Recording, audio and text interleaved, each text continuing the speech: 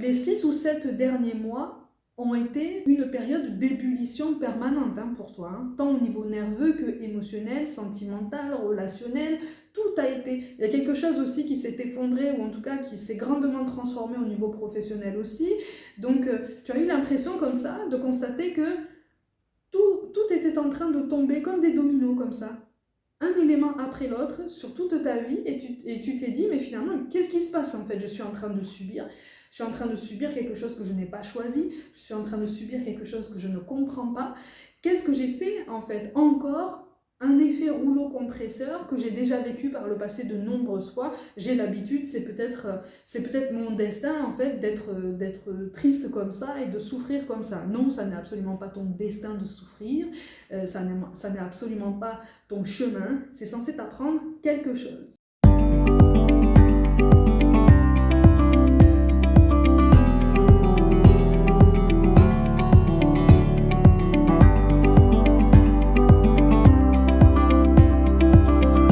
Coucou mes gazelles, bienvenue pour cette nouvelle guidance intemporelle relationnelle. J'espère que vous allez bien, que vous vous portez bien.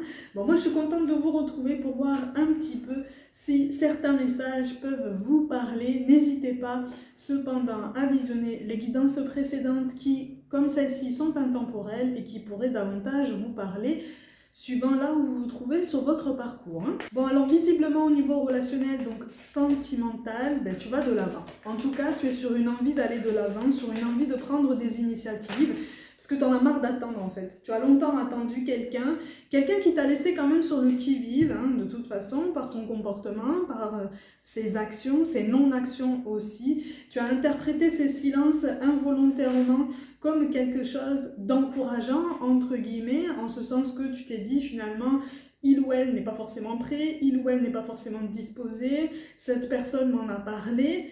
Il y a eu une discussion entre vous, par rapport à ces blocages, par rapport à ces ralentissements personnels. Ce sont des blocages karmiques individuels, ou en tout cas qui relient cette personne soit à lui-même ou à elle-même, soit à une autre personne, une situation. Et à une échelle moindre, il y a effectivement un nœud karmique entre cette personne et toi. Mais ce qui lui prend énormément d'énergie, c'est pas celui-là. C'est le premier nœud karmique dont je t'ai parlé. Alors, ça peut être avec une personne, ça peut être avec une situation, ça peut être avec une addiction, des responsabilités professionnelles, d'accord ? On pourrait même parler de manque de confiance en soi, d'un manque d'estime de soi qui n'a pas été enseigné à cette personne au plus jeune âge et qui a entraîné un comportement quand même assez toxique par après.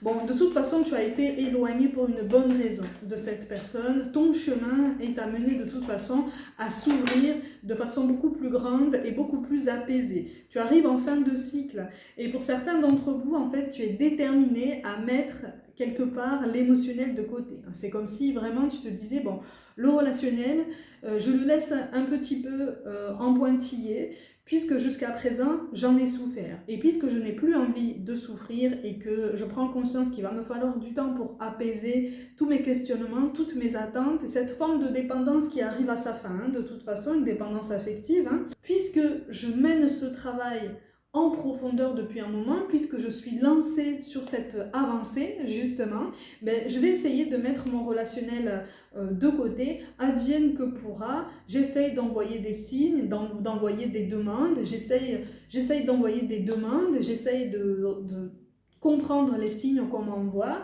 même si au fond de moi, j'ai quand même envie d'un relationnel quand même assez apaisé, une relation sentimentale apaisée, quelque chose en fait qui me confirme que je suis sur la bonne voie. Mais ça arrive, ça arrive, mais tu es en train de tirer un trait aussi sur cette souffrance qui a toujours été la tienne jusqu'à présent. C'est comme si tu te disais, oh maintenant j'en ai marre en fait, j'en ai marre de me définir en fonction de cette souffrance et du parcours que j'ai vécu. C'est pas parce que j'ai vécu quelque chose de traumatique que je suis censée me définir en fonction de ça. Et tu prends conscience qu'en fait, involontairement, pendant très très longtemps, tu t'es défini en fonction de ça. Tu as appliqué tes choix en fonction d'un traumatisme que tu as vécu, pour lesquels les conséquences sont encore là, mais pour lesquelles aussi les cicatrices sont refermées.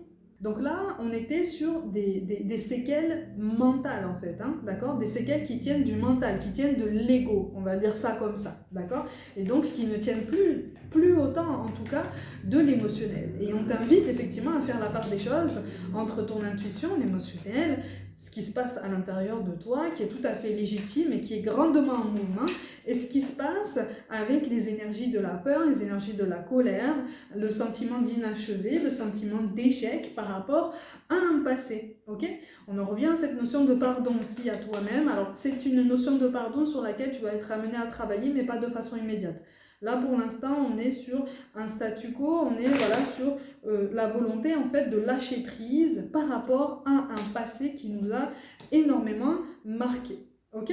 Bon, malgré tout, visiblement, soit c'est toi, soit c'est une personne à laquelle tu penses, qui pense aussi à toi. Pour une plus grande partie d'entre vous, c'est toi qui ne parviens pas à passer le cap de la nouveauté parce que quelqu'un occupe encore tes pensées. Alors, quelqu'un occupe encore tes pensées de façon très paradoxale et de façon très ambivalente, en ce sens que tu ressens quand même autant de colère que d'affection passée pour cette personne. Tu te rends compte qu'en fait, les énergies sont en train de switcher, mais alors d'une puissance assez phénoménale, en ce sens que tu as ressenti par le passé beaucoup d'amour, beaucoup de tendresse, beaucoup d'attachement pour cette personne, et pour certains d'entre vous, beaucoup de dépendance. Okay? En ce moment, on a une forme de colère qui ressort et qui commence à prendre le dessus par rapport à cette notion d'affection et de dépendance passée. C'est une colère qui est dirigée vers cette personne, c'est une colère qui est dirigée aussi envers toi-même. Attention à ne pas non plus laisser déborder cette colère sur le monde entier et sur toutes les personnes qui ont pu graviter autour de toi à cette époque, d'accord? Parce que visiblement, pour certains d'entre vous, tu as eu des révélations ou tu es sur le point d'avoir des révélations concernant des éléments de ton cercle amical qui étaient parfaitement au courant du comportement de la personne avec laquelle tu as pu vivre une relation sentimentale par le passé. Okay?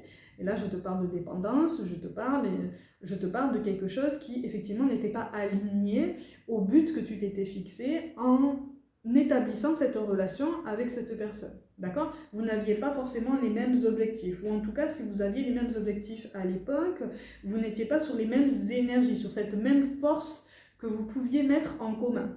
Donc chacun a fonctionné un petit peu de son côté, l'un plus que l'autre, tandis que l'autre tentait de tirer le premier de son côté pour essayer de le mener à un objectif, sauf qu'en fait on ne peut pas forcer quelqu'un.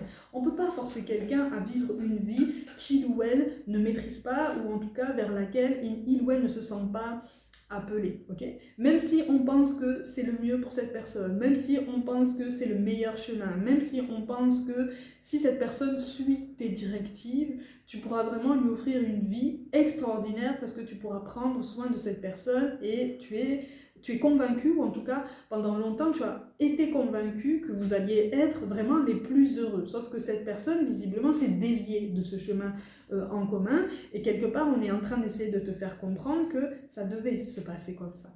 Alors c'est rude, la compréhension, la prise de conscience, le constat ont été rudes, mais tu es en train de passer un cap de ce côté-là. Donc en fait, là, moi, je m'adresse à des personnes qui ne sont plus tant sur une douleur émotionnelle de séparation et de perdition que sur des énergies grandissantes de colère qu'il va falloir switcher, hein, d'accord, pour quelque chose de plus pertinent, pour passer un nouveau cap, en fait, qui va te pousser à passer un cap, à une nouvelle étape, en fait, de ton chemin.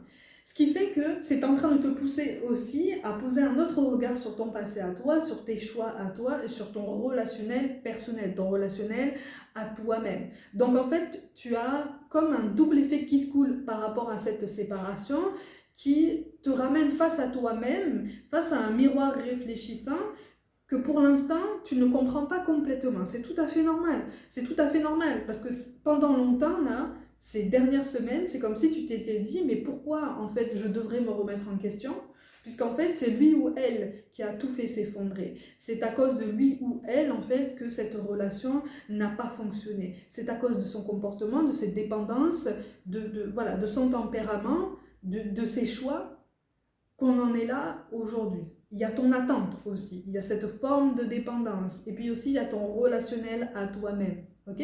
Relationnel qui était déjà en souffrance quand tu as rencontré cette personne. Tu étais déjà en souffrance, ok? Et de façon très involontaire et très inconsciente, tu as voulu te réparer au travers de cette relation. Okay. Sauf que là, on est vraiment en train de te montrer que ça n'est pas cette relation passée qui était censée te réparer ou en tout cas t'aider à te relever, c'est ta prise de conscience, cette prise de conscience qui a lieu aujourd'hui. Donc tu es sur une vraie transformation et tu es aussi sur une vraie libération de tes peurs. On est sur ça, en substance, on est sur ce message-là. D'accord? Tu es sur une libération de tes peurs, une libération de tes angoisses. Alors, il te reste encore du travail, hein, il te reste encore du chemin, parce que cette colère sous-jacente, cette tristesse sous-jacente, ces rancœurs sont encore là. Si tout ça est encore là, c'est pour une raison. À toi de voir pourquoi et à toi de choisir après de quelle façon switcher ces énergies pour les utiliser de façon beaucoup plus pertinente et beaucoup plus utile pour ton avancée. Hein? Parce que rester sur de la colère, de la rancœur et de la tristesse par rapport à quelqu'un, c'est te punir toi-même. C'est t'infliger une punition qui redouble celle que tu es en train de vivre ou en tout cas que tu as eu l'impression de recevoir par le passé avec cette séparation. Donc il y a eu une phase d'incompréhension, hein, de toute façon pour toi, tu as traversé cette phase d'incompréhension et là tu essayes de retrouver tes marques, tu essayes de reprendre des initiatives, mais bien sur tous les autres domaines de ta vie aussi. Hein. Au niveau relationnel, voilà, tu veux te lancer, tu es en train, là je m'adresse à des personnes qui sont en train de se motiver, qui sont en train de s'auto-galvaniser, ce qui est plutôt bien hein, de toute façon, qui sont en train de s'auto-galvaniser pour aller au-devant des nouveautés, donc possiblement au-devant de nouvelles rencontres, au-devant d'un célibat qui n'est pas une maladie, ça n'est pas une fatalité, d'accord? Parce que là, on te parle de quelque chose quand même d'assez récent, hein, ok? On n'est pas sur un célibat qui dure depuis une éternité. Là, voilà, on est sur une phase de changement. Les 6 ou 7 derniers mois ont été une période d'ébullition permanente hein, pour toi, hein, tant au niveau nerveux que émotionnel, sentimental, relationnel, tout a été... Il y a quelque chose aussi qui s'est effondré ou en tout cas qui s'est grandement transformé au niveau professionnel aussi. Donc tu as eu l'impression comme ça de constater que tout était en train de tomber comme des dominos comme ça. Un élément après l'autre sur toute ta vie et tu t'es dit mais finalement qu'est-ce qui se passe en fait? Je suis en train de subir. Je suis en train de subir quelque chose que je n'ai pas choisi. Je suis en train de subir quelque chose que je ne comprends pas. Qu'est-ce que j'ai fait en fait? Encore un effet rouleau compresseur que j'ai déjà vécu par le passé de nombreuses fois. J'ai l'habitude, c'est peut-être mon destin en fait d'être triste comme ça et de souffrir comme ça. Non, ça n'est absolument pas ton destin de souffrir. Ça n'est absolument pas ton chemin. C'est censé t'apprendre quelque chose, ok? C'est censé t'apprendre quelque chose pour t'aider justement à passer outre et à surmonter tout ça et à aborder ton quotidien relationnel d'un œil beaucoup plus confiant, d'accord? Mais on est sur une résilience personnelle, c'est une résilience intérieure avec un sentiment d'abandon et de rejet qui ressort, hein, d'accord? Donc on est sur une guérison émotionnelle, d'abandon et de rejet. Il y a un petit sentiment d'injustice aussi. On a fait du tri aussi au niveau du cercle amical où on est de toute façon sur le point de faire du tri dans le cercle amical et c'est relié à ces révélations dont je te parlais tout à l'heure concernant certaines personnes qui étaient au courant des intentions ou en tout cas du tempérament de cette relation passée et qui ne t'ont rien dit. Et c'est comme si tu allais projeter une forme de colère contre ces personnes, c'est comme si tu allais leur dire mais finalement si vous étiez au courant pourquoi vous ne m'avez rien dit? Attention, essaie de garder ton discernement, après tu fais ce que tu veux, hein, tu peux engager la conversation avec eux ou pas, mais essaie de garder ton discernement, essaie de maintenir une forme de clairvoyance hein, par rapport à ces personnes parce qu'elles n'étaient pas directement impliquées dans ton relationnel, ok? Vous étiez deux, vous n'étiez pas plus nombreux. Donc il y a quelque chose là à travailler aussi, il y a un sentiment de confiance qui a été bafoué ou qui est sur le point de se sentir bafoué pour ceux qui seront concernés. Malgré tout, on est vraiment en train de te dire que quel que soit le choix que tu vas faire, hein, garder le contact avec cette personne ou pas d'ailleurs, ça n'est pas une fatalité, ça n'est absolument pas la fin du monde et quelque chose de toute façon est en train de se remettre en route sur une échelle beaucoup plus grande, d'accord? Donc de toute façon, même si tu maintiens le contact avec ces personnes de toutes tes forces, si elles sont censées s'éloigner de ton chemin, d'une façon ou d'une autre, elles vont s'éloigner. Tu vois? Donc on te prépare en fait à tout un tas d'imprévus, dont tu te doutes quand même au fond de toi, finalement, tu vois. Tu as une intuition au fond de toi qui est très grande, qui est très marquée, mais que tu n'écoutes pas complètement, d'accord? Pas pour l'instant, en tout cas. Mais ça, c'est quelque chose qui est en route aussi, hein. C'est une amélioration qui est en route, hein. Elle est en train de se mettre en place en toi-même. Et encore une fois, oui, il y a des reproches par rapport à quelqu'un. Ouais. Il y a des reproches par rapport à quelqu'un. On a la lettre C et on a la lettre E accent aigu pour le prénom de quelqu'un ou le nom. Mais voilà, le C et le E accent aigu. C'est une personne avec laquelle, effectivement, il va y avoir une forme d'opposition et possiblement une forme d'échange, hein, d'accord? Malgré tout, on essaye, d'un point de vue beaucoup plus général par rapport à cette personne du passé à laquelle tu penses encore avec beaucoup de douleur, on essaye de te faire comprendre que tu es en train de te libérer d'une emprise. Tu es en train de te libérer d'une emprise. Donc là, je m'adresse à des personnes qui sont sur une renaissance. Tu en as douté pendant longtemps, tu as douté de toi pendant très longtemps, et encore aujourd'hui, tu doutes encore de toi, tu doutes encore de ta capacité à te sortir cette personne de tes pensées. Ça ne se fait pas du jour au lendemain, c'est tout à fait normal que tu ne parviennes pas forcément à mettre en place cet effacement complet dans ta vie et dans tes pensées et dans tes énergies. C'est tout à fait normal, d'accord? Malgré tout, tu es en train de mener un apprentissage spirituel, un apprentissage personnel, une prise de conscience, une avancée qui va même te mener beaucoup plus loin au niveau professionnel pour ceux qui seront concernés, et même au niveau relationnel par rapport à toi-même, au niveau de ton bien-être personnel, il y a une complétude, il y a une forme d'accomplissement personnel qui est en train de naître et une envie de s'accomplir davantage. C'est une belle guidance en ce sens que même si ta résilience est ralentie par le fait que tes pensées sont encore dirigées vers cette personne du passé pour laquelle tu te rends compte que tu ressens encore une forme de colère, tu es en train de te grandir et tu es en train petit à petit de poser ton regard sur tes lendemains, beaucoup plus souvent que sur ton passé. Et c'est sur ça qu'on t'attend, en fait, sur ce travail de balance et ce travail, en fait, qui te pousse à prendre conscience que tu as beaucoup plus de choix et beaucoup plus d'opportunités que ce que tu penses dans ta vie. Tu as un potentiel beaucoup plus grand que ce que tu penses et ta capacité de résilience est beaucoup plus puissante que ce que tu penses. En tout cas, ta capacité à passer un cap par rapport à ton relationnel amoureux ne devrait pas faire l'objet d'un doute aussi grand dans tes pensées. Tu es réellement en train d'avancer et tu es réellement en train de faire naître en toi des énergies beaucoup plus positives et beaucoup plus ouvertes à de la nouveauté, à du changement et à de la diversité, ou en tout cas au fait de s'aventurer en fait sur un nouvel horizon, qui soit professionnel, qui soit personnel, qui soit sentimental. On est vraiment sur ça et on peut même l'élargir sur l'amical. Donc tu es en train de t'expandre, tu es en train de déployer à nouveau tes ailes après une période d'emprise. Alors une emprise qui était réelle quand tu étais en compagnie de cette personne, c'est une forme d'emprise, attention, hein, une forme d'emprise, hein, qu'on s'entende bien. Et c'est une forme d'emprise aussi dans laquelle tu as longtemps été enfermé au souvenir de cette personne. D'accord ?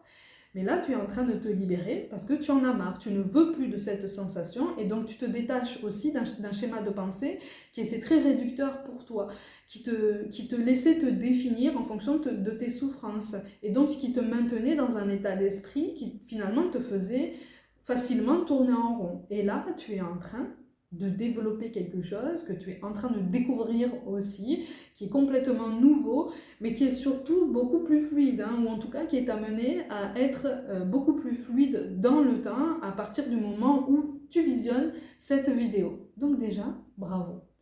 Mes gazelles, comme d'habitude, prenez soin de vous, croyez en vous. Pour toute guidance personnelle, mon mail et mon site internet sont mentionnés. Je vous envoie tout mon soutien et je vous dis à très vite.